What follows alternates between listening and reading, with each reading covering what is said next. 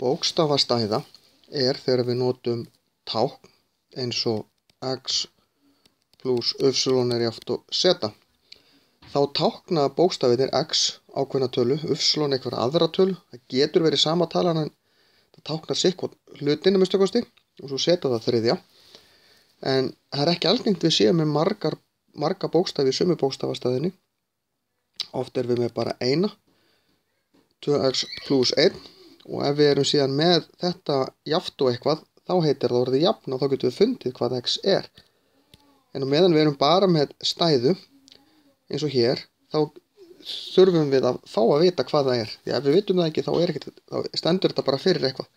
Þetta gæti staðið fyrir verð á appelsínum, eða til dæmis ef að Siggi fer og kaupir 2 appelsínur og fær 1 krónu með, að þá á hann þetta, 2 appelsínur plus 1 krónu. X-ið stendur alltaf fyrir eitthvað ákveðið.